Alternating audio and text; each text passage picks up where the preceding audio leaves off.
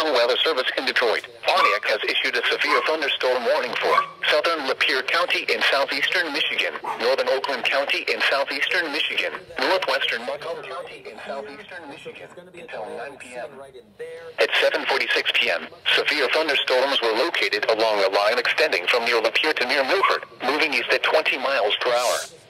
Hazard, 60 miles per hour wind gusts. Source, radar indicated.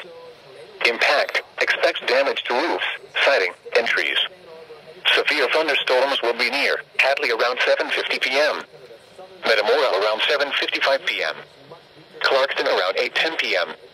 Dryden around 8:20 p.m. Inlay City around 8:30 p.m. Pontiac and Almont around 8:35 p.m.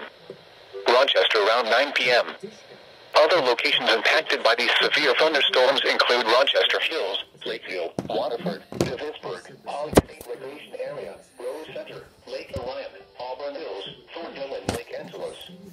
Repeating, a severe thunderstorm warning has been issued until 9 p.m. for the following counties in Michigan: Lapeer, Macomb, and Oakland.